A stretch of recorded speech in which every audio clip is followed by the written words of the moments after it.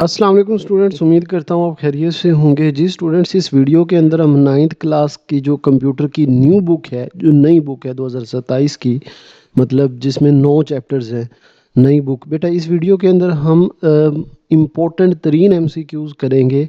अच्छा, ये MCQs important तरीन हैं और ये 76 एमसीक्यूज़ हैं। असल में ये पूरी बुक के एक्सरसाइज के एमसीक्यूज़ हैं। और बेटा मैं आपको बता दूं, कंप्यूटर का जो बोर्ड का पेपर होता है उसके एक्सरसाइज से एमसीक्यूज़ आते हैं।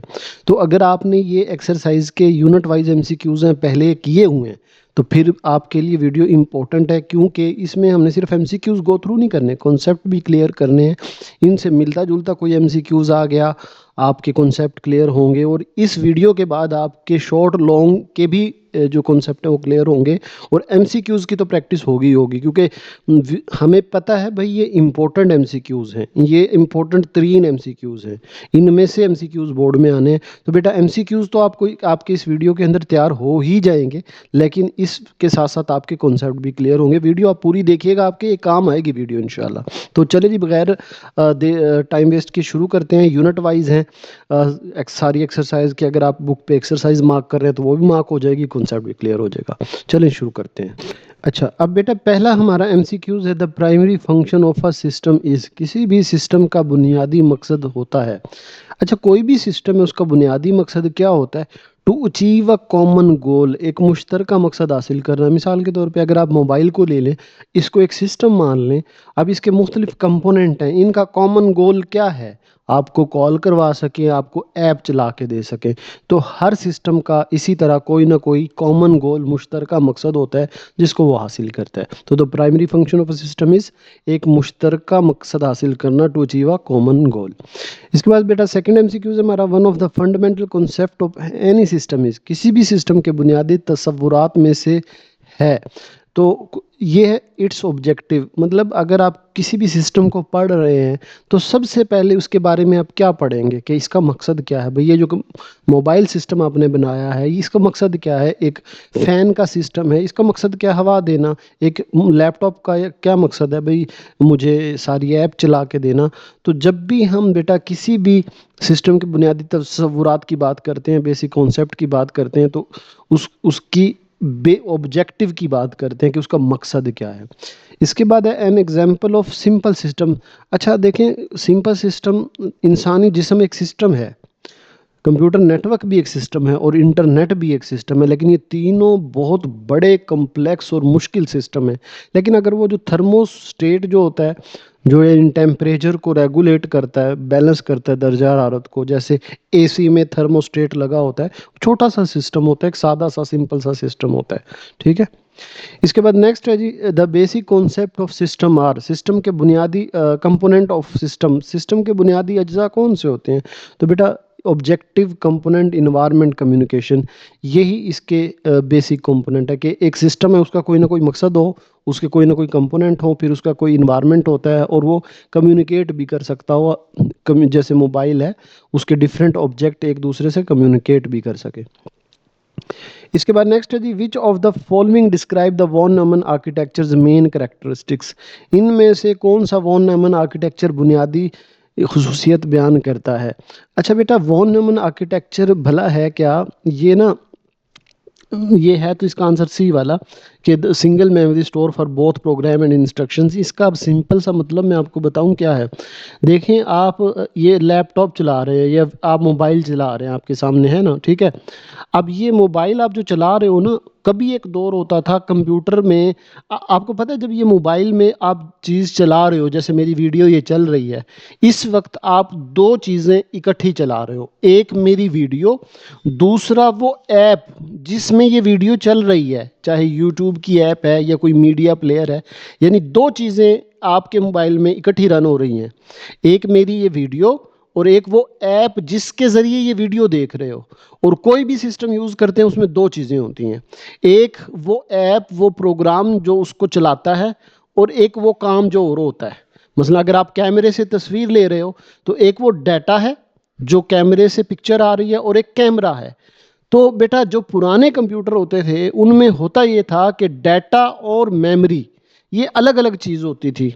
मसलन मैं आपको इसी एग्जांपल से, इसी वीडियो की एग्जांपल से दूं। अब जब कभी पहला पहला कंप्यूटर होते थे वो कैसे चलते थे? मसलन आपने एक वीडियो चलानी है तो आप कंप्यूटर के अंदर पहले तो उस प्रोग्राम की डिस्क एंटर करते थे जो उसको चलाएगी, ठीक है, और फिर वो डाटा यानी जो आपकी वीडियो है उसको एंटर करते थे, डिस्क होती थी, दोनों अलग अलग होती थी। अब इसने क्या किया था, वॉन न्यूमन ने आके उसका जो डाटा है और जो प्रोग्राम यानी जो प्रोग्राम्स हैं और मेमोरी है उनको एक ही सिस्टम के अंदर कर दिया। अब आज जो लैपटॉप मोबाइल आप यूज़ करते हो, आपको बस चली चलाई चीज़ें मिल जाती हैं, ना आपको मोबाइल के अंदर अलग से यूट्यूब की डिस्क डालनी पड़ेगी, ना मेरी वीडियो की डिस्क डालनी पड़ेगी, पहले अलग अलग होती थी। तो ये वॉन न्यूमन आर्किटेक्चर का मेन कॉन्सेप्ट है। इसके बाद नेक्स्ट है बेटा ASCII stand for. ASCII stand for ये मैंने लिखा भी हुआ है वैसे, ये ASCII stand for ASCII American standard code for information interchange. बेटा ये बोर्ड में आता रहता है MCQs, American standard code for information interchange. यहाँ पे वो गड़बड़ करता है इंफॉर्मेशन में आके, यहाँ कोई और लफ्ज़ चेंज कर देता है, तो इसका ख्याल करना है। ASCII stand for American standard code for information interchange, ठीक है, याद रहेगा। तो ये कौन सा है? ASCII American standard code for information interchange. इसके बाद नेक्स्ट है जी, how many bits are use in the standard ASCII in code. अच्छा बेटा इसका आंसर तो है 7 बिट यूज़ होते हैं। अच्छा कैसे? वैसे आपने याद, क्योंकि ये एमसीक्यूज मशहूर ज़माना है, पुरानी बुक में भी ये एमसीक्यूज आता था और उससे पुरानी जो बुक थी उसमें भी आता था, और एमसीक्यूज पूछा जाता था कि कितने बिट यूज़ होते हैं, तो 7 आपने याद रख लेने, 7 से 7, एस से 7, आस की कितने बिट होते हैं? 7, आस की 7। अच्छा ये बिट का वैसे कॉन्सेप्ट किसी शॉर्ट में करेंगे कि जब भी आप, जैसे आपने ए स्टोर करना है, ए के लिए ना ये 100000 और 1, ये आस की कोड है इसका। तो ये कितने बिट, बिट कहते हैं इस मेमोरी बॉक्स को, तो कितने बिट लिए? 1 2 3 4 5 6 और ये 7, तो 7 बिट के अंदर वो डाटा को स्टोर करता है, 7 आस्की से 7। इसके बाद है how many bytes are use to store a typical integer. बेटा कोई भी अगर इंटीजर है ना, आपको उसको स्टोर करना है तो याद रखिएगा आपको 4 बिट चाहिए। अच्छा सॉरी 4 बाइट चाहिए, कितने? 4। तो सॉरी कहाँ गया, हाँ, आपको हमेशा कितने बाइट्स चाहिए? 4। ये कई बार अब पूछता है बोर्ड के अंदर, ये सेकेंड ईयर में भी कंप्यूटर का एमसीक्यूज आया था बोर्ड का, कि अगर इंटीजर, इंटीजर वैल्यू बेटा कौन सी होती है? कोई भी नंबर होता है, नंबर को इंटीजर बोलते हैं, ठीक है। तो किसी भी नंबर को अगर स्टोर करना है तो कंप्यूटर कितने बाइट लेता है? 4 बाइट। बाइट मतलब वो बॉक्स, वो जो जिसमें डाटा स्टोर होता है। तो किसी भी इंटीजर को स्टोर करने के लिए 4 बाइट चाहिए होते हैं। Which software is use to enhance system performance and security. कौन सा सॉफ्टवेयर सिस्टम की कारकर्दगी और सिक्योरिटी बेहतर बनाने के लिए इस्तेमाल होता है? अच्छा बेटा जो मतलब आपके मोबाइल ने, कभी आपने सोचा है कि यार मैंने ना मोबाइल में कभी टाइम को मैं देखता भी नहीं हूँ, वो सही खुद से खुद चलता रहता है, ऐसा क्यों होता है? मतलब कभी गलती नहीं होता, टाइम एक दफ़ा मोबाइल बंद भी हो गया, टाइम उसी तरह चल रहा है। तो ये यूटिलिटी सॉफ्टवेयर्स होते हैं जो इनकी सिक्योरिटी, इनकी परफॉर्मेंस और इन सारी चीज़ों का ख्याल करते हैं, उनको यूटिलिटी सॉफ्टवेयर्स बोलते हैं।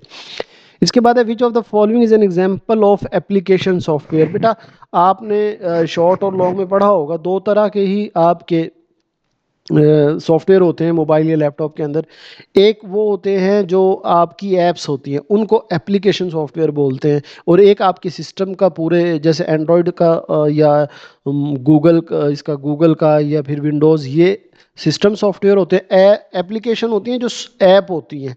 अब clean disk, device manager, BIOS, ये तीनों ही सिस्टम के सॉफ्टवेयर हैं, क्योंकि आपने इनके नाम भी नहीं सुने होंगे। लेकिन एम एस वर्ड जो है ये एप्लीकेशन है, एक ऐप है जिसमें आप डॉक्यूमेंट बना सकते हैं, तो ये एप्लीकेशन सॉफ्टवेयर है। अच्छा जी, ये बेटा हमारे एम सी क्यूज़ जो यूनिट 1 के यहाँ पे ख़त्म हो गए थे। अब हमारे यहाँ से शुरू, अच्छा ये दूसरा यूनिट शुरू हो गया, ठीक है, नहीं, यहाँ से दूसरा यूनिट शुरू हो गया। वो 10 हो गए फर्स्ट वाले, अब हमारा सेकंड यूनिट शुरू हो गया। ठीक है। अच्छा बेटा, वीडियो अगर आपने अभी तक लाइक नहीं की, वीडियो बेटा ज़रूर लाइक कर दे, और जो बच्चा चैनल पे नया है चैनल को भी ज़रूर सब्सक्राइब कर दे, क्योंकि इंशाल्लाह आपकी इसी तरह बाकी 2 चैप्टर्स जिनके हमने लॉन्ग अटैम्प्ट करने हैं कंप्यूटर के, उनकी मैं वन शॉट वीडियोस भी अपलोड करूँगा। ये शायद जब आप वीडियो देख रहे हो तो कर भी दी हो, यानी हमने पूरी बुक से सिर्फ 2 चैप्टर के लॉन्ग अटैम्प्ट करने हैं, और उनको वन शॉट वीडियो यानी एक चैप्टर पूरी वीडियो के अंदर जिसमें एमसीक्यूज लॉन्ग शॉट एक ही वीडियो में समझाऊंगा। तो वो 2 चैप्टर हम इस तरह करेंगे, फिर बाकी सारे चैप्टर्स के शॉर्ट करेंगे। इस तरह हमारी तैयारी आसान हो जाएगी। ठीक है। तो वीडियो बेटा ज़रूर लाइक कर दे। इसके बाद दूसरे चैप्टर का पहला एमसीक्यूज है, which of the following Boolean expression represent the और ऑपरेशन।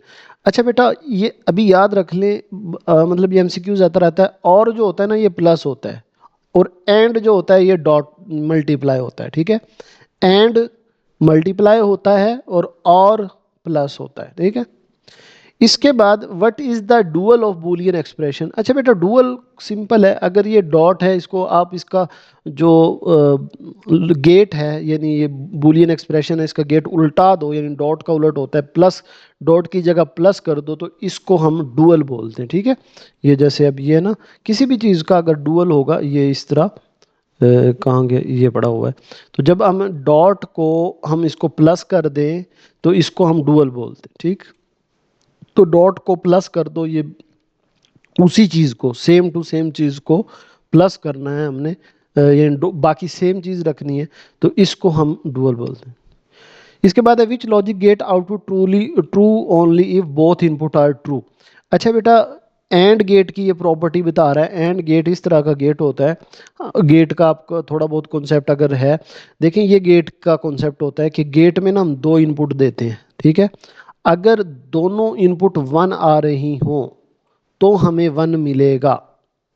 एंड में ये होता है कि अगर दोनों 1 आ रही हों, 1 का मतलब होता है ट्रू, अगर दोनों ट्रू हुई तो ये ट्रू देगा। अगर देखें, अब इसमें एक 1 आ रही है एक 0, तो उसने आउटपुट में क्या दिया, 0। नीचे वाली 1 आ रही है, ऊपर वाली 0, तो एक 0 हो गया तो 0, दोनों 0, तो उसने आउटपुट क्या दी, 0।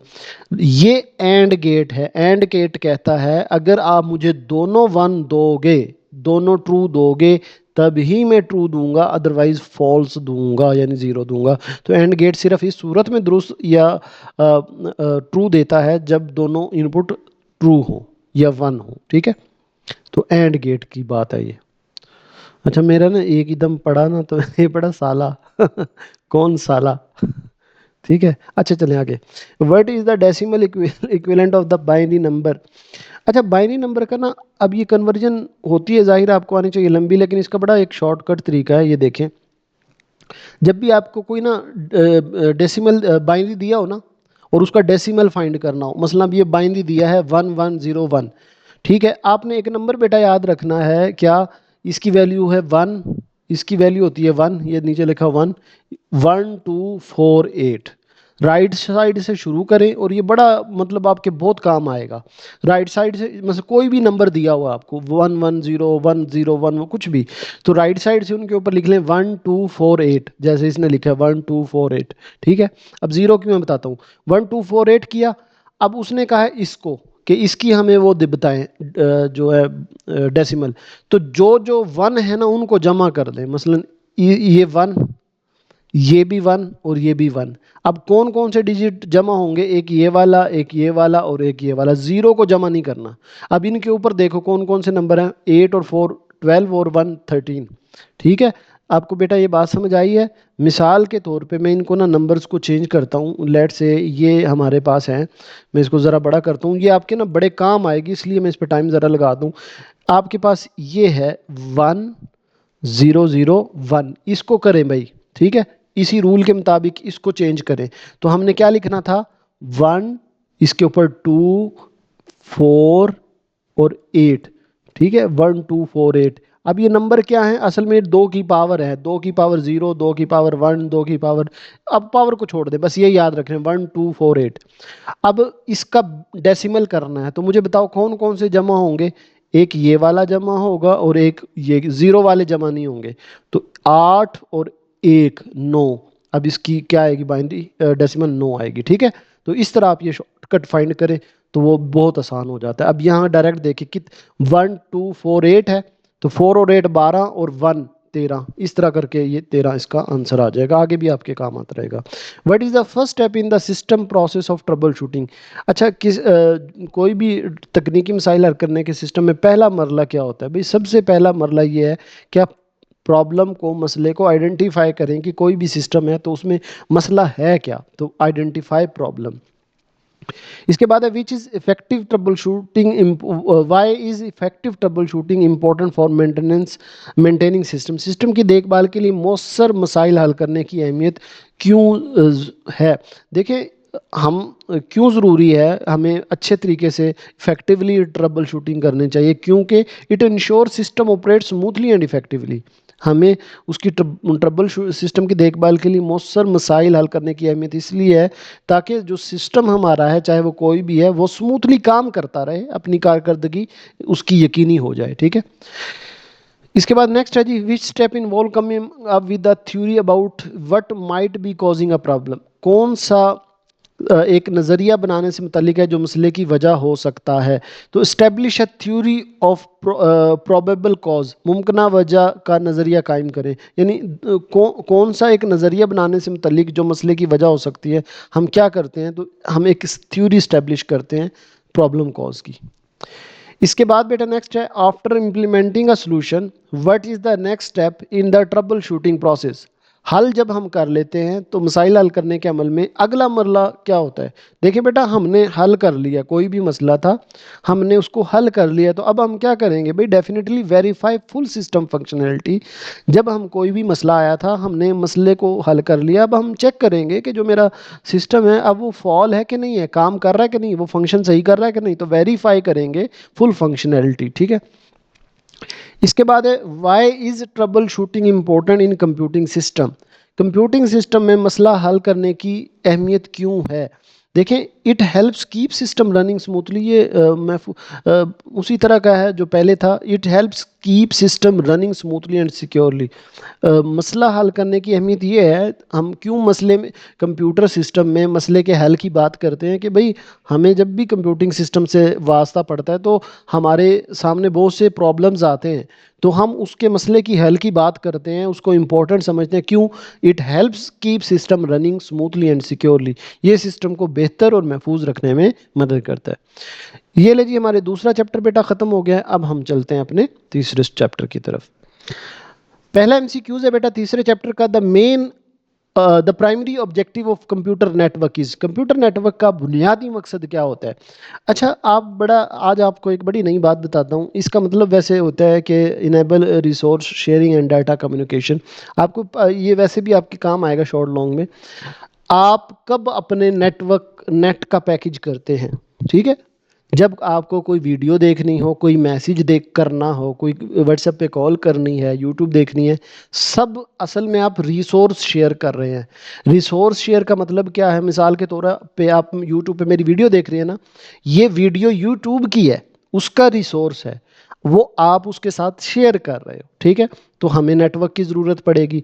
आपने व्हाट्सएप पे कॉल करनी है, तो अब ये आप अपनी वॉइस रिसोर्स शेयर कर रहे हो, तो हमें नेटवर्क की ज़रूरत पड़ेगी। तो इंटरनेट, देखें, आपको अपने मोबाइल में गेम खेलनी है ऑफलाइन, आपको नेटवर्क की ज़रूरत नहीं है। लेकिन आप कोई भी ऑनलाइन गेम खेल रहे हैं, रिसोर्स शेयर करना है, तब आपको नेटवर्क की ज़रूरत है। तो the primary objective of computer network is to share resources. ठीक है। इसके बाद है, which device is use to connect multiple network and direct data packet between them? कौन सा आला मुतअद्दिद नेटवर्क्स को जोड़ने और इनके दरमियान डाटा पैकेट्स की रहनुमाई के लिए इस्तेमाल होता है? अच्छा, अब ये देखें, ये बेटा इस तरह के एमसीक्यूज होते हैं जिसमें हमें कोई ना कोई लफ्ज़ याद करना होता है, वरना आपको ये भूल जाएंगे, क्योंकि इनके मतलब जो है ना, मकसद और मतलब तकरीबन एक जैसे हैं। अब यहाँ आपको दो चीज़ें डेफिनेशन में आती हैं राउटर की। ये राउटर तो है, वो मैंने आपको भी पता होगा, लेकिन मैं आपको निशानी बता रहा हूँ। याद रखिएगा, जब हमें मल्टीपल नेटवर्क या डिफरेंट नेटवर्क कनेक्ट करने हो, जब हमें मल्टीपल नेटवर्क या डिफरेंट नेटवर्क कनेक्ट करने हो, जोड़ने हो आपस में, तो राउटर की ज़रूरत पड़ती है। दूसरा, राउटर की डेफिनेशन में पढ़ा होगा, इसका काम होता है direct the data packet. Direct the data packet का मतलब है आपने कोई भी मैसेज अपने दोस्त को किया है ना, उसको डायरेक्शन कौन देगा, उसकी रहनुमाई कौन करता है आपके फ्रेंड तक वो मैसेज पहुंचाने में? राउटर। तो इन दो लफ्ज़ों को याद रखना है कि ये डिफरेंट या मल्टीपल नेटवर्क को कनेक्ट करता है और डाटा को डायरेक्ट करता है, डायरेक्शन देता है कौन? राउटर। ठीक है। इसके बाद है which layer of the OSI model is responsible for node to node data transfer and error detection. अच्छा बेटा, हमें पता है कि जब हम एक मैसेज ट्रांसफ़र करते हैं तो वो 7 लेयर होती हैं ओएसआई मॉडल की लेयर, उनमें से मैसेज हमारा गुजरता हुआ रिसीवर तक पहुंचता है। तो उन हर 7 लेयर का अपना अपना काम होता है। तो इनमें से कौन सी ऐसी लेयर है जिसका काम है node to node data transfer और डिटेक्शन ऑफ एरर? तो ये बेटा हमारा डाटा लिंक लेयर ये काम करता है। तो एरर में बच्चों का ना नोड टू नोड डी आ गया, फिर एरर डिटेक्शन डी आ गया। तो इससे आपने याद रखना है node to node data transfer और एरर डिटेक्शन, तो कितना डी आ रहे हैं, तो इससे आपने याद रख लेना है डाटा लिंक लेयर। ठीक है। इसके बाद है the function of domain name system DNS is to. Domain name system का बेटा फंक्शन क्या होता है? पहले वैसे आपको पता ही होगा डोमेन नेम सिस्टम क्या होता है। मसलन आपको पता है कि मेरी वेबसाइट है जिस गूगल पे, जिसका नाम है लास्ट होप स्टडी। मैंने आपके नोट्स भी उधर ही अपलोड किए हुए हैं जितने भी सब्जेक्ट्स के। अब वो मैं आपको कहता हूँ, आप कहते हैं सर आपकी कोई वेबसाइट है गूगल पे? मैं कहता हूँ हाँ है, लास्ट होप स्टडी है। तो आप जाएंगे गूगल पे, लिखेंगे लास्ट होप स्टडी और वो नाम जो है मेरी वेबसाइट आपके सामने आ जाएगी। लेकिन आपको पता है कि इंटरनेट ये लास्ट होप स्टडी को नहीं समझता, वो समझते हैं 011 या उनका एक एड्रेस होता है 255.56 डॉट इस तरह का, वो एड्रेस समझता है इंटरनेट। लेकिन मैंने आपको नाम बताया है। तो ये नाम जो है ये डोमेन नेम सिस्टम होता है। ये नया मतलब पहले आपको पता है वेबसाइट इसी तरह सर्च होती थी डोमेन नेम से। मतलब जो है ना डोमेन नेम होते थे, मिसाल के तौर पे आपके जो पहले होते थे ना इस तरह 224.324, ये इस तरह के, वो 4 नहीं होते, गलती से लिखा गया है इस तरह।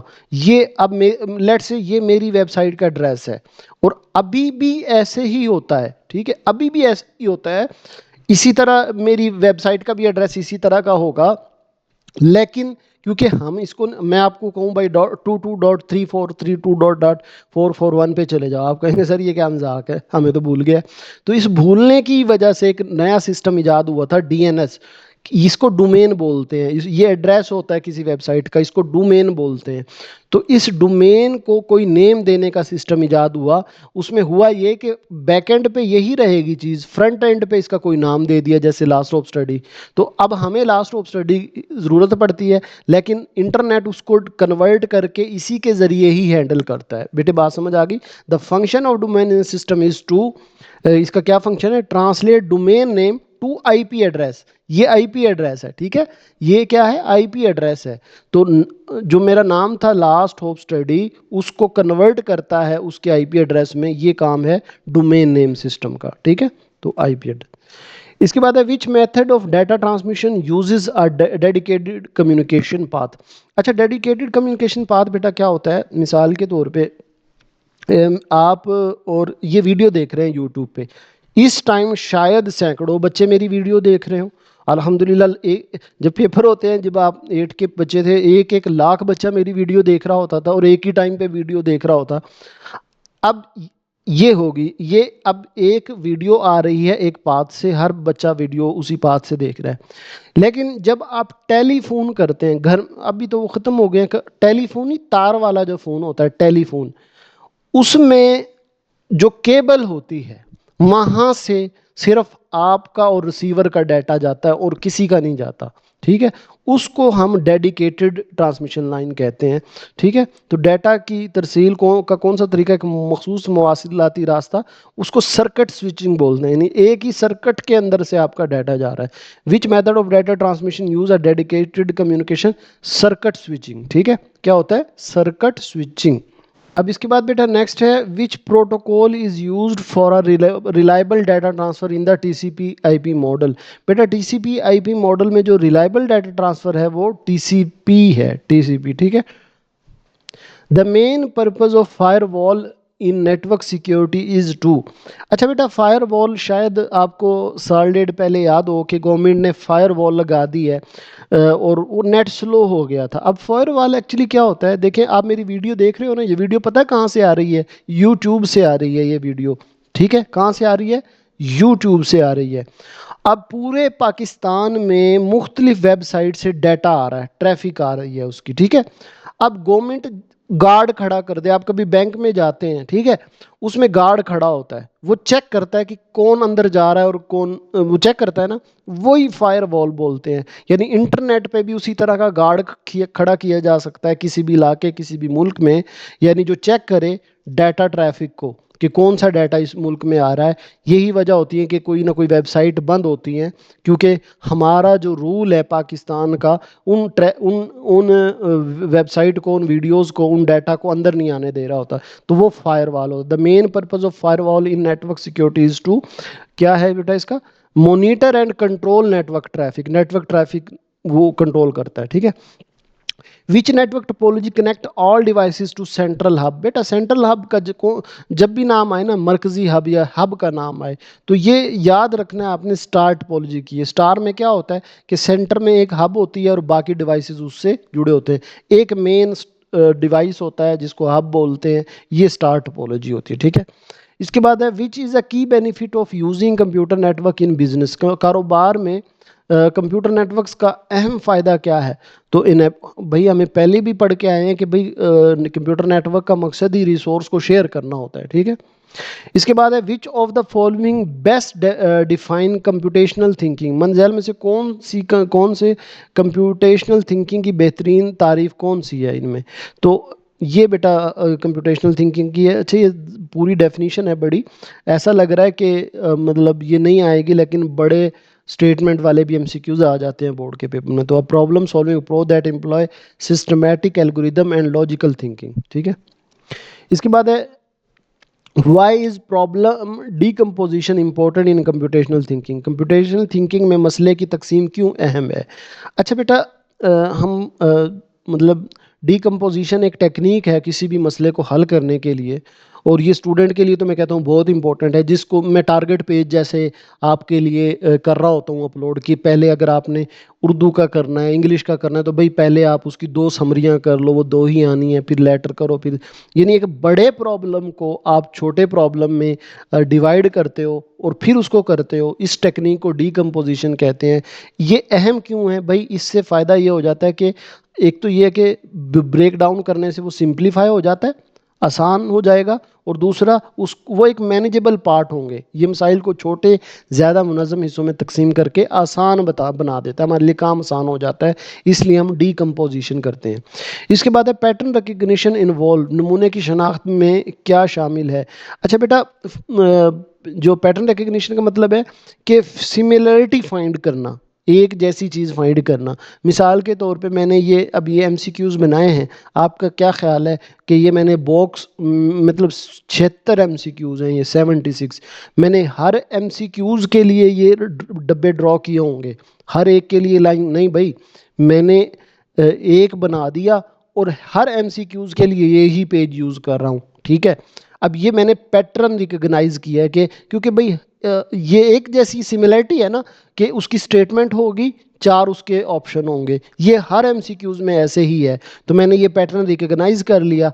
अब मैं क्या कर ही जा रहा हूँ, हर एमसीक्यूज को उसमें पुट करता जा रहा हूँ, डिज़ाइन मेरे पास एक ही है। तो इसको पैटर्न रिकग्निशन बोलते हैं कि finding and using similarities with problem. यानी एक मेरा मसला था, उसमें मैं एक मुमासलत सिमिलरिटी तलाश करता हूँ और फिर उसी को इस्तेमाल करता हूँ। इसके बाद है we term refer to the process of ignoring the detail of focusing on the main idea. कौन सी इस्तेलाह बुनियादी ख्याल पर तवज्जो मरकूज़ करने के लिए तफसीलात को नज़रअंदाज करने के अमल पर मुश्तमिल है? अच्छा बेटा, ये है एब्स्ट्रैक्शन। वैसे एब्स्ट्रैक्शन की डेफिनेशन में आप ये पढ़ ही लेंगे। अब मैंने जो कि आपको कहा था कि मैं आपके छोटे छोटे कंसेप्ट भी क्लियर कर दूंगा। अब देखें, मैं आपसे कहूँ बेटा मेरी वीडियो देख लो, आपको ना एमसीक्यूज़ याद हो जाएंगे, ठीक है। आप कहेंगे सर किस पे वीडियो देखनी है, मैं कहूँगा यूट्यूब पे ओपन करके वीडियो देख लो वहाँ से मेरी पे। आप कहेंगे सर अच्छा ये जो यूट्यूब की ऐप है तो ये बनी कैसे थी, इसके बैक एंड पे क्या है? अब देखें, ऐसा आप कभी नहीं करते, ठीक है? क्यों नहीं करते? क्योंकि आप एब्स्ट्रैक्शन यूज़ कर रहे हैं। आपका मेन थीम क्या है? अपने एमसीक्यूज़ क्लियर करना। और हाँ, अक्सर मैंने देखा है बच्चों को जब हम पढ़ा रहे हैं या आप लेक्चर ले रहे हैं, जब आप एब्स्ट्रैक्शन का रूल फॉलो नहीं करते, इसलिए आपके कॉन्सेप्ट क्लियर नहीं होते। मतलब इररेलेवेंट चीज़ें जब आप सोचने लग जाओ जो उससे रिलेटेड भी नहीं है, तो फिर आपका मेन कॉन्सेप्ट क्लियर नहीं होता। तो इसलिए बेटा पढ़ने पढ़ाने में भी एब्स्ट्रैक्शन यूज़ किया करो। यानी जो मेन चीज़ उस वक्त टीचर आपको दे रहा है ना, पहले उसको समझ लो, बाद में आप अपने ख्यालात से क्वेश्चन पूछ लीजिएगा। मेरी बात समझ आ रही है? मतलब मैं आपको कहता हूँ कि बेटा यूट्यूब पे मेरी ये वीडियो देख लो। आप कहेंगे सर वो सर्च कैसे होगी? अब ये रेलिवेंट क्वेश्चन है। मैं कहूँगा आप लिखो 9th class MCQs last of study. अब ये रेलिवेंट क्वेश्चन है। लेकिन अगर आप पूछने लग जाओ सर ये जो यूट्यूब की ऐप आपने नाम लिया है, ये यूट्यूब की ऐप बनी क्यों थी, कैसे बनी थी, इसका जो आइकन है ये, भाई ये सारी डिटेल ये नज़रअंदाज करो। मेन अपने प्रॉब्लम पे फोकस करो, इसको एब्स्ट्रैक्शन बोलते हैं। इसके बाद है which of the following is a principle of computational thinking. मंजिल में से कौन सा कंप्यूटेशनल थिंकिंग का बुनियादी उसूल है? बेटा ये प्रॉब्लम को सिंप्लीफाई करना चाहिए। हमेशा प्रॉब्लम को जितना आसान बनाओगे उतना ही आपके लिए आसान है। ये कंप्यूटेशनल थिंकिंग का बुनियादी उसूल है। Which of the following is a principle of computational thinking. मंजिल में से कौन सा कंप्यूटेशनल थिंकिंग का बुनियादी उसूल है? तो ये किसी मसले को हल करने के लिए, मतलब ये सारे उसूल है ना, उसको आसान बनाओ, उसको स्टेप्स में डिवाइड करो। ये हमारे कंप्यूटेशनल थिंकिंग के बुनियादी उसूल हैं कि उसको जितना हो सके इजी सिंप्लीफाई करो, उनको स्टेप बाय स्टेप करो। पहला, which of the following is the first step in the problem solving according to the computational thinking. Computational thinking के मुताबिक मसला हल करने में पहला मरला क्या है? भाई पहला मरला होता है कि आप प्रॉब्लम को अंडरस्टैंड करो। अंडरस्टैंड द प्रॉब्लम, मसले को समझो फिर ही आप हल करोगे ना। तो पहला है understanding the problem. Flow chart are use to, flow chart किस लिए इस्तेमाल किए जाते हैं? अच्छा बेटा, जो फ्लो चार्ट होते हैं, ये डेफिनेशन भी है फ्लो चार्ट की, रिप्रेजेंट एल्गोरिदम ग्राफिकली। यानी एल्गोरिदम्स की जो ग्राफिकल प्रेजेंटेशन रिप्रेजेंटेशन होती है, इसको हम फ्लो चार्ट बोलते हैं। ये फ्लो चार्ट की डेफिनेशन भी है। सूडो कोड क्या है? A high level description of N algorithm using plain language. अच्छा, हाई लेवल का मतलब बेटा कोई ऊंची बड़ी बात नहीं है। हाई लेवल का मतलब होता है जो आम जुबान। हाई लेवल लैंग्वेज कौन सी होती है? आम जुबान। जब आप अपने एल्गोरिदम को, कोड को आम जुबान प्लेन लैंग्वेज में लिखते हो तो उसको सूडो कोड बोलते हैं। इसके बाद है by dry run a flow chart involve. Flow chart को ड्राई रन करने में क्या शामिल होता है? तो testing the flow chart with sample data. यानी मैं आपसे कहूँ कि यार मेरा चेक करना फ्लो चार्ट सही बना है नहीं बना है, तो आप मेरे फ्लो चार्ट में डाटा इनपुट करेंगे। अगर आंसर सही आ रहा है तो आप कहेंगे ठीक है, अगर आंसर सही नहीं आ रहा तो आप कहेंगे इसको ठीक करके दो, ये आंसर सही नहीं दे रहा। तो ये मैंने क्या किया है, जो सैम्पल डाटा यूज़ किया है, तो ये ड्राई रन होता है जिसमें हम सैंपल डाटा यूज़ करते हैं किसी भी फ्लो चार्ट को चेक करने के लिए। ये ले बेटा, हमारे 4 चैप्टर हो गए हैं ख़त्म। अब हमारा 5वां चैप्टर स्टार्ट हो गया है। बेटा अगर अभी तक भी आपने वीडियो लाइक नहीं की और चैनल को सब्सक्राइब नहीं किया तो अब तो ज़रूर कर दें, क्योंकि अब आपका और हमारा साथ जो है बहुत लंबा हो चुका है। तो अब तो लाइक ज़रूर कर दें, ठीक है? 5वां चैप्टर है जी, which of the following tag is not correct HTML tag. इनमें से कौन सा है जो टैग नहीं है? बेटा डिव का टैग भी होता है, हेड का टैग भी होता है, स्पैन का टैग भी होता है, और ये तीनों बहुत मशहूर है ज़बाना। आप कोई भी HTML का पेज ओपन करके देखेंगे तीनों टैग मिलेंगे, लेकिन फूट का टैग नहीं होता। ये इसमें ये HTML टैग नहीं है। इसके बाद है what does CSS stand for. CSS किसका? Cascade style sheet. बेटा ये केस्केडिंग स्टाइल शीट ये बहुत बार आता है। केस्केड याद रखना, स्टाइल शीट वो आपको वही देगा, केस्केड, ठीक है? यानी जो डिजाइन करने के लिए जो कोड होता है वो केस्केडिंग स्टाइल शीट होता है, ठीक है? Which of the following tag is use to create a hyperlink in HTML। Hyperlink बनाने के लिए कौन सा टैग इस्तेमाल होता है? बेटा जब भी आपने कोई भी हाइपर लिंक बनाना है ना, वो एंकर का टैग कहलाता है। एंकर टैग, ठीक है? कोई भी हाइपर लिंक बनाना है तो वो कौन सा, लिंक से धोखा नहीं खाना, ठीक है? एंकर का टैग होता है। हाइपर लिंक के लिए कौन सा टैग होता है? लिंक क्या होता है? जब जिस पे आप क्लिक करो, जैसे आप कोई गूगल पे वेबसाइट ओपन करते हो तो वो लिंक होते हैं। अब उनके बैकएंड पे एंकर का टैग लगा होता है, ए का टैग लगा होता है, ठीक है? विच एच टी एम, अच्छा यहाँ एक और बात बता दूँ, जो इमेज के लिए रेफरेंस होता है वो ये वाला होता है। खैर ये अभी हमारा क्वेश्चन नहीं है। तो which H T M L attribute is use to define inline style. H T M L में इनलाइन स्टाइल के लिए एट्रीब्यूट इस्तेमाल होता है बेटा, ये स्टाइल वाला, यानी होता ही है जब भी कोई वेबसाइट बनती है ना, उसकी एच टी एम एल अलग पेज में होती है और जो सी एस एस यानी उसकी डिज़ाइन होता है वो अलग पेज में होती है। लेकिन अगर हम एच टी एम एल वाले पेज में ही डिज़ाइन करते हैं तो वो स्टाइल का एट्रीब्यूट यूज़ करते हैं, उसका style. Which of the following is the correct syntax of for a C S S rule. C S S rule के लिए दुरुस्त सेंटेक्स कौन सा है? बेटा होता ये है कि आप पहले सिलेक्टर लिखते हो, फिर उसकी प्रॉपर्टी लिखते हो और फिर वैल्यू लिखते हो। ये एग्जैक्ट इसी तरह आपने फॉलो करना है। और ये इसमें ना जहाँ गलती आप कर सकते हो, देखिए लफ्ज़ उस तीनों के वही हैं, सिलेक्टर, प्रॉपर्टी, वैल्यू। बस फ़र्क कहाँ पे आ रहा है कि प्रॉपर्टी के आगे कॉलन है, दो डॉट को कॉलन बोलते हैं, और वैल्यू के आगे जो है उसकी मतलब सेमी कॉलम है। ठीक है, ये आपने याद रखना है। यानी सिलेक्टर ब्रैकेट शुरू, प्रॉपर्टी के बाद कॉलन और फिर वैल्यू के बाद सेमी कॉलन। ठीक है, ये याद रखना है आपने। इसके बाद in H T M L which markup is use for comments. H T M L में कौन सा मार्कअप कमेंट्स के लिए इस्तेमाल होता है? तो बेटा याद रखना, कमेंट्स के लिए ये मार्कअप यूज होता है। ठीक है, अच्छा ये भी हैं सारे मार्कअप ही कमेंट्स के, लेकिन ये है कि ये सी में यूज़ होता है। खैर आपके ये है। ठीक है, आगे चलते हैं जी। इसके बाद है which H T M L tag is use to create an underline test, sorry unordered list. Unordered list बनाने के लिए टैग इस्तेमाल होता है। अच्छा ये आप लफ्ज़ से याद रखना, अनऑर्डर्ड, यू से होता है ना अन, यू अन, ये देखें इसका अन ले लो, यू, अनऑर्डर्ड लिस्ट। ठीक है, अगर ऑर्डर्ड लिस्ट हो तो ओ एल, एल लिस्ट है तो ऑर्डर्ड लिस्ट, अनऑर्डर्ड लिस्ट। ठीक है, we tag is use to display a horizontal line in H T M L. हॉरी, अब एच आर इसी से पता चल रहा है हॉरिजेंटल लाइन। ठीक है, वो नेक्स्ट लाइन पे लेकर जाना है तो बी आर। ठीक, ब्रेक द लाइन। इसके बाद है व्हाट इज डाटा। डाटा क्या है? तो draw facts gathered about thing. कोई भी फैक्ट है, कोई भी आपने किसी के बारे में कोई बात इकट्ठी की है, डाटा इकट्ठा किया है, तो वो डाटा है। ठीक है, raw facts gathered about things. Which of the following is an example of qualitative data. दजाल में से कौन सी म्यारी डाटा की एग्जाम्पल है? अच्छा देखें, म्यारी, क्वालिटेटिव, क्वांटिटेटिव का मैं आपको बता दूं, जिसमें कोई नंबर इन्वॉल्व है, जिसमें हम कोई नंबर की बात कर सके। मसलन एक क्लास में तादाद नंबर आ गया, टेस्ट स्कोर 100 नंबर आ गया, टेम्परेचर रीडिंग इसमें भी कोई ना कोई नंबर होगा, तो ये क्वांटिटेटिव है। और जिसमें क्वालिटी, प्रॉपर्टीज़ की बात हो, फेवरेट आइसक्रीम फ्लेवर, पसंदीदा, अब ये क्वालिटी है। ठीक है, तो qualitative data. How can you organise data to make it easier to analyse. आप डाटा को किस तरह मुनज़्ज़म कर सकते हैं ताकि तजिया करना आसान हो? तो किस तरह कर सकते हैं? By creating table, charts and graph. जब भी आप अपने डाटा में टेबल ऐड करें, चार्ट ऐड करें और ग्राफ में लिखें, तो आप अपने डाटा को अच्छे तरह मैनेज कर सकते हैं, एनालाइज कर सकते हैं, बजाय इसके आप उनको ग्राफ में लिखें, उलझी हुई नोटबुक में लिखें। ठीक है, तो आप टेबल बनाएं, चार्ट यूज़ करें, ग्राफ यूज़ करें, तब आप अपना डाटा अच्छे तरह एनालाइज कर सकते हो। आप आपने देखा होगा अक्सर जो बिजनेस का डाटा होता है उसमें चार्ट और ग्राफ बने होते हैं। ठीक है, which is the main purpose of data collection. Data collection का, डाटा इकट्ठा करने का क्या मकसद होता है? तो to gather information to answer question और मेक डिसीजंस।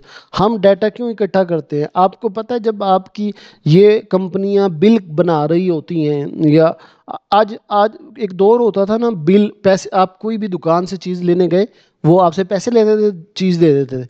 आज आप किसी भी छोटी सी छोटी फार्मेसी में चले जाएं, उन्होंने ऑनलाइन सिस्टम रखा होता है। वो पता है क्यों होता है? वो ठीक है, हिसाब किताब के लिए ज़रूर होता है, लेकिन उसमें वो आपका डाटा भी इकट्ठा करे होते कि आज के दिन सर्दियों में ये चीज़ ज़्यादा बिक रही है, गर्मियों में ये चीज़ ज़्यादा भी, to gather information to answer और मेक डिसीजन। मतलब वो देखते हैं फिर मंथली, इस माह में ये चीज़ें ज़्यादा बिकी हैं, मुझे ये लाना चाहिए, तो ये उनके लिए, इसलिए हम डाटा इकट्ठा करते हैं। नेक्स्ट है जी, what is the primary purpose of data visualisation. Data visualisation का बुनियादी मकसद क्या होता है? बेटा डाटा विजुअलाइजेशन क्या है कि मेरा डाटा है, उसको मैं चार्ट या ग्राफ के अंदर प्रेजेंट कर दूं, तो उसका क्या फ़ायदा है? To make data easier to understand by turning it into pictures. मैंने अभी बताया बिजनेस का बड़ा बड़ा डाटा होता है, लेकिन वो एक चार्ट या ग्राफ में शो हो रहा होता है, हमें समझ आ जाती है कि अच्छा ये चीज़ डाटा कब बढ़ रहा है कब कम हो रहा है। तो क्या मकसद हुआ डाटा विजुअलाइजेशन का, हम वो उसको समझना आसान हो जाता है। Which tool is specifically designed for creating detailed and interactive visualisation, कौन सा टूल खास तौर पे तफसीली और इंटरेक्टिव विजुअलाइजेशन बनाने के लिए डिज़ाइन किया गया है। अच्छा, इनमें ना बेटा टैबलो अगर आपने यूज़ किया हो, मतलब मिसाल के तौर पे माइक्रोसॉफ्ट है ना, ये नंबर के साथ खेलता है, गूगल शीट भी नंबर के साथ खेलता है, ये दोनों नंबर्स पे काम करते हैं। पावर पॉइंट जो है ये प्रेजेंटेशन के लिए है, जबकि टैबलो है ना इसमें डाटा विजुअलाइजेशन होती है। ये टूल है जैसे ऐप होती हैं, इसमें आप डाटा को विजुअलाइज कर सकते हैं, उनकी पिक्चर बन जाती है, ग्राफ चार्ट बन जाते हैं। ठीक है, इसके बाद है what is the first step in the data science process, data science के अमल में पहला मरहला क्या होता है। तो उसमें बेटा अंडरस्टैंड द प्रॉब्लम, पहले भी ये इसी तरह के एक एमसीक्यूज आया, तो कोई भी प्रॉब्लम आपने सॉल्व करना तो सबसे पहला क्या होता है, उसको अंडरस्टैंड किया जाए। फिर है जी which of the following is not a sub field of AI, तो इनमें से कौन सा है जो एआई की फील्ड नहीं है। मशीन लर्निंग एआई की फील्ड है, नेचुरल लैंग्वेज प्रोसेसिंग एआई की फील्ड है, कंप्यूटर विजन ये भी एआई की फील्ड है, डीबीएमएस जो है ना ये एआई की फील्ड नहीं है, ये डाटा की फील्ड है। ठीक है, which of these is security concern in iota development, iota के इस्तेमाल में कौन सी हिफाजती तशवीश है। अच्छा, आयोट पता क्या, इंटरनेट ऑफ थिंग, मसलन आज की जो चीज़ें आ रही हैं हमारे घरों में, बड़े बड़े एडवांस सिटी के अंदर गाड़ियाँ इंटरनेट कनेक्टेड है, घरों में इंटरनेट लगे हुए हैं, दरवाजे में इंटरनेट लगे हुए हैं, कैमराज में इंटरनेट लगे हुए हैं, ऑटोमेटिक हो गई ये चीज़, इसको इंटरनेट ऑफ थिंग बोलते हैं। वो कहते हैं इसमें प्रॉब्लम क्या है, हिफाजती तशवीश क्या है। डिवाइस वल्नरेबल है आपकी, क्योंकि इंटरनेट पे आ गया ना आपका डिवाइस, तो ये इससे काम ख़राब है। डाटा प्राइवेसी लीक हो सकती है आपकी, लैक ऑफ स्टैंडर्डाइज म्यार की कमी हो सकती है। तो ये सारे के सारे क्या हैं, सिक्योरिटी रिस्क है आईओटी के, इंटरनेट ऑफ थिंग के। ठीक है, इसके बाद है जी ये हमारा 7वां चैप्टर शुरू हो गया, तो पहले ही हो चुके हैं। विच of the following is N application of AI in health care, सेहत की देखभाल में मंजाइल में से कौन सा एआई एप्लीकेशन का इतलाक होता है। अच्छा देखिए, पर्सनलाइज ड्रग डेवलपमेंट आजकल हो रही है, ऑटोमेटेड डायग्नोसिस खुद कार तशखीस भी एआई के ज़रिए हो रही है, रिमोट पेशेंट मॉनिटरिंग दूर दराज से मरीज़ की निगरानी भी एआई के ज़रिए हो रही है। ये सारी चीज़ें आजकल एआई से यूज़ हो रही हैं। अच्छा, ये मुझे ना ऐसे ही लतीफ़ा याद आ गया, मतलब कहता है मतलब ऐसे ही आ गया ये देख के, इसलिए हंस रहा हूँ मैं, हालांकि इसमें कोई हंसने वाली बात नहीं है। कहता है कि ये ना यूट्यूब डॉक्टर बन गया, तो यूट्यूब तो देख के ऑपरेशन कर रहा ना, तो कट शट लाए मरीज़ ਨੂੰ ਤੇ ਉਦੋਂ MB ਮੁੱਕ गई, इंटरनेट मुक गया तो खड़ा हो गया दरमियान से। ये लतीफ़ा था, मतलब खैर ये बात नहीं है। एआई के ज़रिए आप अद्वियात भी तैयार कर रहे हैं, एआई के ज़रिए आप बीमारी का भी तशखीस कर रहे हैं, और एआई ही के ज़रिए आप मॉनिटरिंग भी कर रहे हैं मरीज़ की। तो ये all of these. What is the primary purpose of using AI technique in machine learning model, machine learning model में AI तकनीक इस्तेमाल करने का बुनियादी मकसद क्या है। तो बेटा इसका to improve accuracy, machine learning जो है ना एक्यूरेट जवाब देती है, तो एक्यूरेसी जो है मेयार को बेहतर बनाती है। ठीक है, what is the key difference between explainable white box and unexplainable black box AI model, काबिल वजाहत वाइट बॉक्स को बोलते हैं और नाकाबिल वजाहत ब्लैक बॉक्स एआई मॉडल के बोलते हैं, इनमें फ़र्क क्या है। तो बेटा the ability to understand the decision making process, ये इनमें डिफरेंस है। ठीक है, इसके बाद which of the following an application of IoT in the transportation domain, मंजिल में से कौन सा नकलो अमल के डोमेन में आयोट का या इंटरनेट ऑफ थिंग का इतलाक है।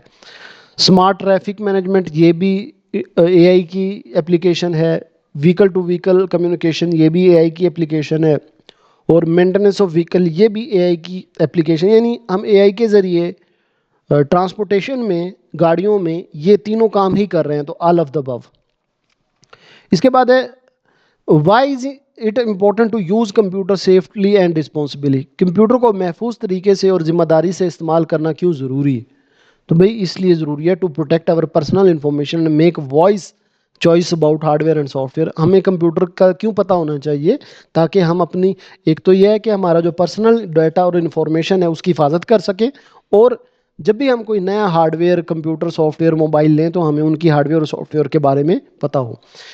इसके बाद नेक्स्ट है जी, what does responsible computer uses include. Computer के जिम्मेदाराना इस्तेमाल में क्या शामिल है, मतलब हमें कंप्यूटर जो है जिम्मेदारी के साथ इस्तेमाल करना चाहिए मोबाइल, तो इसका मतलब क्या, being cautious about what you share online and protecting your self and other. जब भी आप, मतलब मैं कहूँ कि यार आप रिस्पॉन्सिबल मोबाइल यूज़र नहीं हो, इसका क्या मतलब है कि आप यार कुछ भी शेयर कर देते हो, अपने घर का नंबर, गाड़ी का नंबर शेयर कर रहे हो, अपना आईडी कार्ड की पिक्चर शेयर कर, भाई ऐसे नहीं होता, जिम्मेदार होना चाहिए, हमें पता होना चाहिए कि हम क्या शेयर कर रहे हैं क्या नहीं कर रहे, तो ये है मतलब इसका। इसके बाद है बेटा, what should you check to ensure hardware and software compatibility. Hardware और सॉफ्टवेयर की मुताबिकत को यकीनी बनाने के लिए आपको क्या चेक करना चाहिए, the system requirement on software package and match them with your computer specification। मिसाल के तौर पे आप के पास कोर टू डू कंप्यूटर है और आप विंडो 11 ले आते हैं उसको इंस्टॉल करने के लिए, तो कभी भी नहीं चलेगी विंडो। आप क्यों नहीं चलेगी, क्योंकि जो विंडो 11 होगी उस पर, उसकी स्पेसिफिकेशन पे लिखा होगा कि इसके लिए कम से कम ये वाला कंप्यूटर का मॉडल चाहिए। तो ये मतलब है इसका, ठीक है, कि हमें क्या चेक करना चाहिए, हमें सॉफ्टवेयर पैकेज के क्या रिक्वायरमेंट है उस सॉफ्टवेयर की, कि ये कंप्यूटर, कौन से कंप्यूटर पे ये ऐप चलेगी, ये चेक करना चाहिए। Why is it important to use strong unique password. हमें मुनफरिद पासवर्ड इस्तेमाल करना क्यों ज़रूरी है। अक्सर आप इंटरनेट पे जाए ना, मतलब घरों में 1 2 3 4 या 1 से लेके 8 तक पासवर्ड होते हैं, फिर उनको लोग हैक भी कर रहे होते हैं, लेकिन आप खुदा ना खास्ता बैंक के लिए और इनके लिए आपको यूनिक पासवर्ड, मुश्किल पासवर्ड, स्ट्रॉन्ग पासवर्ड यूज़ करने चाहिए। क्यों, to make it harder for someone to guess your personal and access your account, ठीक है, इसलिए हमें मुश्किल पासवर्ड, स्ट्रॉन्ग पासवर्ड यूज़ करने चाहिए। What is one reason to avoid clicking on unknown links और downloading file from untrusted sources. नामालूम links पर क्लिक करने या नाकाबिल एतमाद ज़राए से फाइलें डाउनलोड करने से बचने की क्या वजह है। अच्छा बेटा, they might contain malware that can harm your device और स्टील योर इन्फॉर्मेशन। कभी आपने सोचा है वैसे, आप जब कंप्यूटर या मोबाइल नया नया लेते हैं तो वो बड़ा फास्ट होता है, नीट होता है, बड़ी तेज़ी से चलता है, लेकिन आप आहिस्ता आहिस्ता इस्तेमाल करते हैं तो वो स्लो क्यों हो जाता है। कि जिन बच्चों ने कंप्यूटर लैपटॉप रखे होंगे, वो टाइम के वक्त वक्त उनके साथ साथ साथ उनके लैपटॉप कंप्यूटर स्लो हो जाते हैं, कभी सोचे क्यों। असल में आप किसी अनट्रस्टेड वेबसाइट पे चले जाते हो, कोई सॉफ्टवेयर ऐसा इंस्टॉल कर लेते हो जिनमें मालवेयर होता है, जिनमें यानी वायरस होता है, वो आपके कंप्यूटर में इंस्टॉल हो जाता है, जो आपके कंप्यूटर को स्लो करता है। तो ठीक है, ये बात है इसका, दे माइट कंटेन मालवेयर। उन हमें क्यों नहीं किसी भी अनट्रस्टेड वेबसाइट को क्लिक करना चाहिए, क्योंकि उनके अंदर कोई वायरस, मालवेयर हो सकता है जो आपके डिवाइस में से इंफॉर्मेशन को चुरा सकता है। इसके बाद है जी, what does two factor authentication do. Two factor authentication ये तौसीक क्या करता है, it add an extra layer of security by requiring a second form of verification. बेटा यहाँ मैं आपको, क्योंकि आपके पास मोबाइल है और आप बच्चे हैं और सब ही व्हाट्सअप यूज़ करते हैं, तो अपने मोबाइल के व्हाट्सअप में टू फैक्टर ऑथेंटिकेशन ज़रूर ऐड करें। क्योंकि आप ज़रूर, आपने, आपके सामने से गुजरा, अक्सर मुझसे पूछते रहते हैं, सर ये मेरे साथ ये हो गया, मेरा व्हाट्सअप हैक हो गया, मैं क्या करूं। तो होता ये है कि वो आपसे कोड ले लेते हैं, वेरिफिकेशन कोड ले लेते हैं जो ओटीपी बोलते हैं, और वो आपका व्हाट्सअप अपने मोबाइल पे इंस्टॉल कर लेते हैं, तो व्हाट्सअप हैक हो जाता है। लेकिन आप व्हाट्सअप की सेटिंग में जाके, प्राइवेसी में जाके उस टू फैक्टर ऑथेंटिकेशन कर देंगे ना, तो जब तक आपके पास मोबाइल में कोड नहीं आएगा, नहीं देंगे, ये पॉसिबल नहीं है कि आपका व्हाट्सअप जो है वो हैक हो जाए। तो ये टू फैक्टर ऑथेंटिकेशन है। इससे क्या होता है कि it add an extra layer of security by requiring second form of verification. वो आपसे फिर दो वेरिफिकेशन मांगेगा और दूसरी वेरिफिकेशन में बंदा मोहतात हो जाता है। इसके बाद नेक्स्ट है जी, why should you be cautious when using public WiFi for sensitive transaction. हसास लेन देन के पब्लिक वाईफाई इस्तेमाल करते वक्त आप क्यों मोहतात रहना चाहिए। बेटा अक्सर आपने देखा हो, मतलब कभी कभी ना किसी ने ओपन वाईफाई छोड़ा हो, आप तो बच्चे खैर इतनी ट्रांजैक्शन नहीं करते होते, हम बड़े, हमारे एक टीचर के साथ ऐसा हुआ है, मतलब जैसे आप बड़े बड़े शहर में लारी अड्डा पे चले जाओ, वहाँ फ्री वाईफाई होता है या पब्लिक वाईफाई होते हैं, वहाँ हमें हसास बैंक की ट्रांजैक्शन नहीं करनी चाहिए, क्योंकि इससे हो ये सकता है कि पब्लिक वाईफाई नेटवर्क सिक्योर नहीं होता, वो लोग एक्सेस कर सकते हैं और आपकी जो बैंक की डिटेल्स हैं वो चुरा सकते हैं। What is an important aspect of responsible use of social media? Social media के जिम्मेदाराना इस्तेमाल का एक अहम पहलू क्या है कि being respectful and avoiding share sensitive information publicly. बेटा जब भी आप सोशल मीडिया, क्योंकि सारे बच्चे करते हैं, फेसबुक, व्हाट्सअप, इंस्टा सब यूज़ करते हैं, तो एक तो यार रिस्पेक्टफुल रहो, उन कमेंट्स बुरे ना करो, अच्छे कमेंट्स कर दो, नहीं कर सकते ना करो, ठीक है। दूसरा, अपनी सेंसिटिव इन्फॉर्मेशन कभी भी शेयर ना करो, ठीक है। What should you do if you receive an email from an unknown sender asking for personal information? अगर आपको किसी मालूम अरसाल कुनिंदा की तरफ से ज़ाती मालूमात तलब करने वाली ईमेल मौसूल होती है तो आपको क्या करना चाहिए? तो इग्नोर और डिलीट द ईमेल, इग्नोर करो और उसको डिलीट कर दो, ठीक है। What is entrepreneurship? एंटरप्रेन्योरशिप क्या है? अच्छा, एंटरप्रेन्योर, ये हमारा नेक्स्ट चैप्टर शुरू हो गया एंटरप्रेन्योरशिप वाला। एंटरप्रेन्योरशिप की definition, the process of starting new business और आइडिया, यानी एक नया बिजनेस शुरू कर देना एंटरप्रेन्योरशिप है। वैसे यहाँ नहीं है, इसकी एक्सप्लेनेशन में है। मसलन आप किराने की नई दुकान खोल लेते हो, ये एंटरप्रेन्योरशिप नहीं है, बल्कि मिसाल के तौर पे आपने अपने मोहल्ले में जिम शुरू कर दिया, ये एंटरप्रेन्योरशिप नहीं है। आपने बच्चों का जिम शुरू कर दिया, अब कहीं भी बच्चों के जिम होते ही नहीं है, छोटे बच्चों के, जहां उनके मुताबिक चीज़ें हो, ये एंटरप्रेन्योरशिप है। यानी एक नया ही कारोबार शुरू कर देना, इसको एंटरप्रेन्योरशिप बोलते हैं। व्हाट इज़ अ की कैरेक्टरिस्टिक ऑफ एंटरप्रेन्योर? एंटरप्रेन्योर की एक अहम खसूसियत क्या है कि वो इनोवेटिव होता है, वो इनोवेट करता है, कोई नई चीज़ लेके आता है।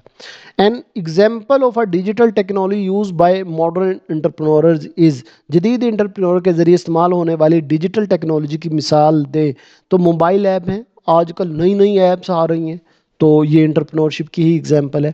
Which of the following is not a technique for identifying market needs? मज़ाइल में से कौन सी मार्केट की ज़रूरियात की निशानदही करने की तकनीक नहीं है? देखिए, सर्वे करते हैं हम कि क्या बिक रहा है क्या नहीं, आप मार्केट का अंदाज़ा कर सकते हैं। मार्केट में रिसर्च करते हैं तो मार्केट की रिक्वायरमेंट, ज़रूरियात का पता कर सकते हैं, ऑब्ज़र्व करते हैं, देखते हैं जाके कर लेकिन ब्रेन स्टॉर्मिंग, एक नया ही आइडिया, एक नई बात है, अलग बात है, ये मार्केट की ज़रूरियात की निशानदही, रिक्वायरमेंट की निशानदही नहीं करती। इसके बाद the first step in the design thinking process. बेटा डिज़ाइन थिंकिंग प्रोसेस में जो फर्स्ट स्टेप होता है वो है एम्पथाइजिंग। क्या है? एम्पथाइजिंग। फर्स्ट ईयर की बुक में बिल्कुल सेम टू सेम एमसीक्यूज़, ये बोर्ड में आया है, ये एमसीक्यूज़ फर्स्ट ईयर की बुक में, जो नई बुक है बोर्ड में, यही एमसीक्यूज़ सेम टू सेम आया है। First step in the design thinking process empathising. The primary purpose of creating a business plan, कारोबारी मनसूबा बनाने के बुनियादी मकसद क्या हैं? तो the outline strategy for growth, तरक्की के लिए एक मुतमली बनाना, ये है जी। इसके बाद है what does market analysis involve? Market के तजिए में क्या चीज़ शामिल है? रिसर्च करना कंपेटिटर को और अंडरस्टैंड कस्टमर रीड।